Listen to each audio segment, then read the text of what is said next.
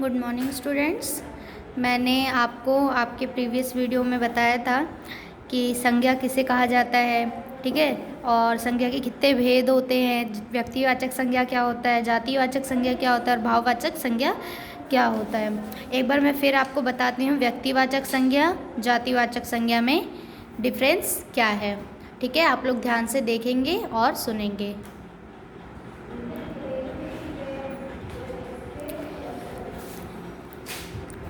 अब देखिए, मैंने यहाँ पे जैसे कि कुछ नाम लिखे हैं: Ferrari, car, Nataraj pencil, pencil, Himalaya, पर्वत, रामायण, किताब, पुस्तक। ठीक है, तो मैंने जो ये नाम लिखे हैं, इधर जिधर मैंने लिखा है फरारी और इधर लिखा है कार, तो इधर जितने नाम है वो क्या है बच्चों, वो है व्यक्तिवाचक संज्ञा, और इधर जितने नाम है वो क्या है, जातिवाचक संज्ञा।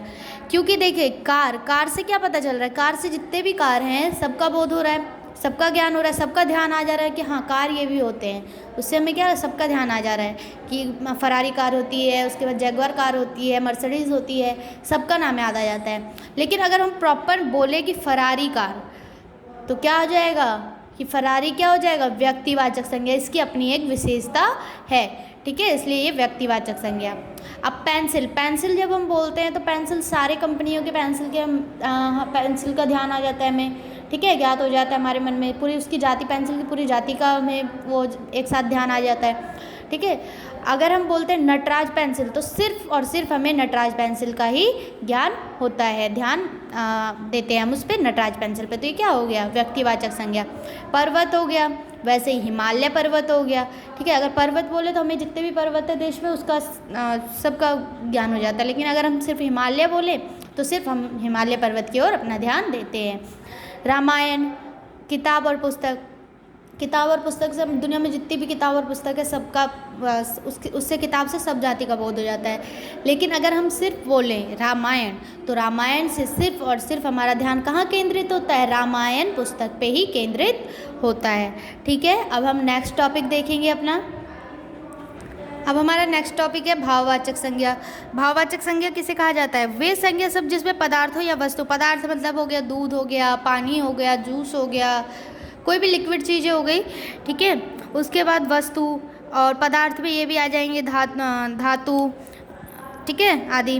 उसके बाद वस्तु में धर्म, उस वस्तु का धर्म, गुण, दशा, दोष, अवस्था या किसी व्यक्ति का, ठीक है, गुण, धर्म, दशा आदि, तो उसके जो भाव या स्वभाव पता चलता है, उसका दोष पता चलता है, अवस्था पता चलता है कि उठा है, बैठा है, बुढ़ापा है उसका, या जवानी है, बचपन है, खटास पिठास किसी भी चीज़ की, किसी भी चीज़ का स्वाद जो हमें फील होता है उसे क्या बोलते हैं, उसे बोलते हैं भाव। वो किस में आते हैं, वो सारे सब भाववाचक संज्ञा में आते हैं। ठीक है, स्वभाव जिससे पता चले वो सब भी भाववाचक संज्ञा में आते हैं। जैसे कि स्वभाव मतलब अच्छाई, वो व्यक्ति बहुत अच्छा है तो वो क्या, उस व्यक्ति की अच्छाई है, तो अच्छा शब्द क्या हो गया, अच्छा शब्द हो गया भाववाचक संज्ञा।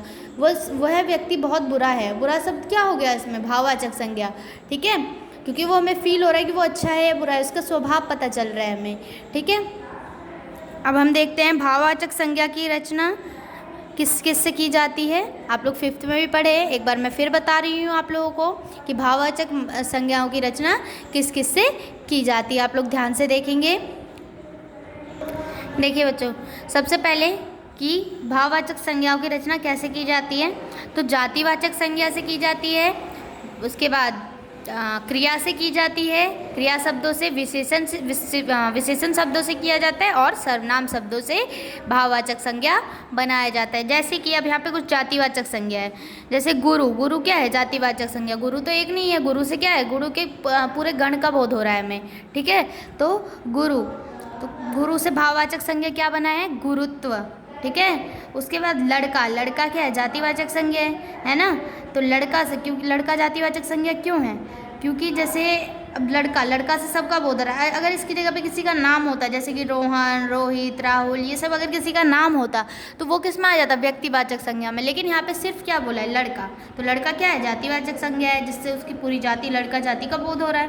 लड़का का लड़कपन, मानव, मानवता, तो ये सब क्या है, ये सब भाववाचक संज्ञा हैं, ठीक है, ये हमें फील होते हैं। गुरुत्व फील होता है, लड़कपन फील होता है, मानवता हमें एहसास किया जाता है, मनुष्यता हम किसी के अंदर फील कर सकते हैं, अपने अंदर फील कर सकते हैं।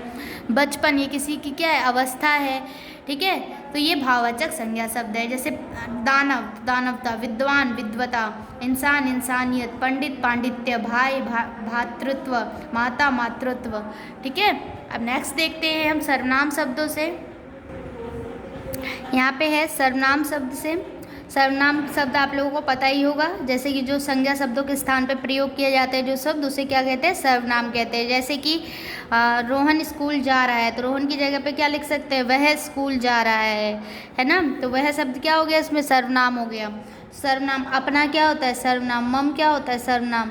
निज क्या होता है, सर्वनाम। अहम क्या होता है, सर्वनाम। तो इससे भाववाचक संज्ञा क्या बना है, अपनत्व, ममतत्व या ममता, निज, निजता, अहम, अहंकार, ठीक है, ये भाववाचक संज्ञा बना है, ठीक है। अहंकार, हम किसी के क्या पता लगा सकते हैं, दोष का पता लगा सकते हैं कि उसके अंदर बहुत ही अहंकार है, ठीक है। वो हमने किसी व्यक्ति के अंदर दोष का पता लगाया, अपने अंदर अपने दोष का पता लगाया कि हमारे अंदर क्या दोष है। विशेषण, विशेषण शब्द क्या होते हैं, जब किसी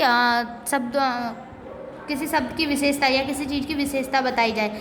जैसे कि आम बहुत मीठा है, तो इसमें आम की विशेषता क्या है कि आम वह मीठा है, ठीक है। आम की विशेषता क्या है, वह मीठा है। वह लड़की बहुत सुंदर है, ठीक है, तो वो लड़की क्या है, उसकी विशेषता क्या है कि वह सुंदर है। तो ये सब क्या होता है, ये सब विशेषता होती है। अब वह व्यक्ति बहुत बुरा है, तो इसमें बुरा क्या है, वह व्यक्ति बुरा है, तो बुरा शब्द इसमें क्या है, विशेषण है, ठीक है। उसकी विशेषता है कि वह बुरा है, ठीक है। तो जैसे कि मीठा, मिठास, मधुर, माधुर्य, स्वस्थ, स्वास्थ्य, लघु, लघुता, बुरा, बुराई। तो ये सब क्या है, भाववाचक संज्ञा। बुराई है, बनाया गया है इससे, बुरा से, ठीक है। तो ये बुराई क्या है, हम फील कर सकते हैं किसी के अंदर, जिसे हम देख नहीं सकते लेकिन हम उसे फील कर सकते हैं कि वह व्यक्ति बुरा है, ठीक है। उसके बाद आता है क्रिया से। क्रिया क्या होता है कि कोई काम करना, ठीक है, कर्ता द्वारा कोई काम किया जाता है तो उसे क्रिया कहते हैं। जैसे लिखना, पढ़ना, सोना, हंसना, गाना, नाचना, ये सब क्या होता है, क्रिया होते हैं, एक्शंस होते हैं, जिसको हम लोग वर्ब बोलते हैं इंग्लिश में, ठीक है। जैसे पालना, ठीक है।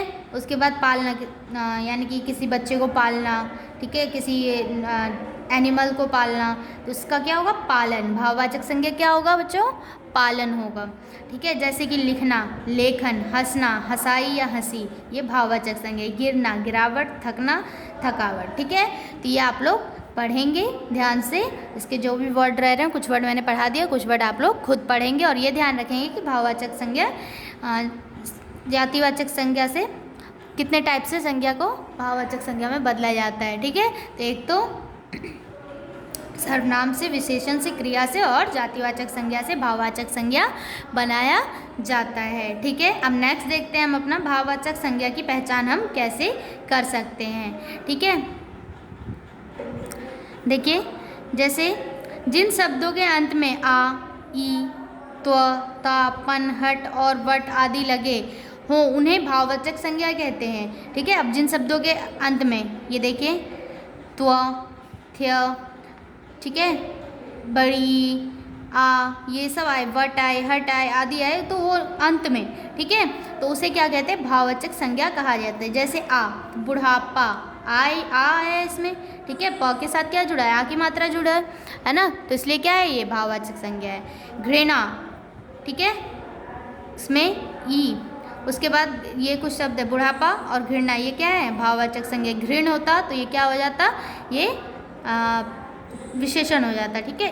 बड़ी से बुराई, लिखाई, पंडिताई, त्व से अपनत्व, पशुत्व, ता से कायरता, दानवता, मानवता, लघुता, पन से लड़कपन, बचपन, भलापन, वट से गिरावट, मिलावट, थकावट, हट से चिकनाहट, घबराहट आदि, ठीक है। तो हम ऐसे भाववाचक संज्ञा की पहचान कर सकते हो। ऐसे भी कर सकते हैं कि मतलब जिस चीज़ को हम महसूस कर सकते हैं, सिर्फ फील कर सकते हैं, उसे भाववाचक संज्ञा कहा जा सकता है, ठीक है। उसके बाद जातिवाचक संज्ञा की पहचान। जब व्यक्तिवाचक और भाववाचक संज्ञाएं बहुवचन होते हैं तो वे जातिवाचक संज्ञा हो जाते हैं। जैसे अब हरिश्चंद्रों का समय नहीं है, अब भीम पैदा नहीं होते, उनकी हरकतों से मैं परेशान हूँ, मेरी परेशानियों से तुम्हें क्या लेना है। मिठासों में यह मिठास सबसे बढ़िया है, भूले किनके किनके नहीं होती, किनसे नहीं होती, हमें बुराइयों से क्या लेना देना, कराहटों से बेचैनी झलकती है। अब देखिए कुछ भाववाचक जातिवाचक संज्ञा की पहचान हम लोग कैसे कर सकते हैं। इतना तो हमें पता है कि कुछ का कैसे कर सकते हैं, जैसे पर्वत हो गया, फल हो गया, सब्जियां हो गई, जिनसे उसके पूरे समूह का, पूरे ग्रुप का बोध हो जाता है। वृक्ष हो गया, ठीक है, राज्य हो गया, राज्य एक तो नहीं है, राज्य तो बहुत सारे हैं, है ना। देश, देश एक नहीं है, बहुत सारे हैं, तो ये सब क्या हो जाएगा, जातिवाचक संज्ञा हो जाएगा। लेकिन कुछ जो नहीं आते हैं समझ में, ठीक है, तो वो शब्द को कैसे पहचाना जा सकता है, जब व्यक्तिवाचक संज्ञा और भाववाचक संज्ञा बहुवचन में होते हैं, एक वचन में नहीं होते हैं। जब व्यक्तिवाचक संज्ञा और भाववाचक संज्ञा बहुवचन में होते हैं तो वो क्या हो जाते हैं, वो जातिवाचक संज्ञा बन जाते हैं। जैसे यहाँ पे देखिए हरिश्चंद्रो, अगर यहाँ पे हरिश्चंद्र होता तो ये क्या हो जाता, ये व्यक्तिवाचक संज्ञा रहता। लेकिन यहाँ पे क्या है, ओ की मात्रा लगा दी गई है तो ये क्या हो गया, बहुवचन में परिवर्तित हो गया है, तो ये क्या हो गया, जातिवाचक संज्ञा। भीम, ये क्या है, जातिवाचक संज्ञा। उसके बाद हरकतों, हरकत रहता तो भाववाचक संज्ञा, हरकतों हो गया यहाँ पे तो क्या हो गया, जातिवाचक संज्ञा। परेशानी, अगर परेशानी रहता तो क्या हो जाता, भाववाचक संज्ञा। अगर यहाँ पे यूँ लगा दिया गया है क्योंकि ये पुल्लिंग शब्द है तो ये क्या हो गया, ये जातिवाचक संज्ञा बन गया। मिठास, मिठास रहता तो सिर्फ क्या होता, मिठास भाववाचक संज्ञा। अगर यहाँ पे मिठासों हो गया है तो ये बहुवचन बन गया, तो ये क्या बन गया, जातिवाचक संज्ञा। ठीक है, तो ऐसे हम लोग जातिवाचक संज्ञा और भाववाचक संज्ञा की पहचान कर सकते हैं। ठीक है, आप लोग इस चैप्टर को ध्यान से पढ़ेंगे और जो नहीं समझ आता है वो मुझे कमेंट करके बताएंगे। आपका ये चैप्टर कंप्लीट होता है, आप लोग इसको अच्छे से रीडिंग करेंगे और जो इसका नेक्स्ट वीडियो जाएगा आपका एक्सरसाइज का जाएगा। Okay, thank you.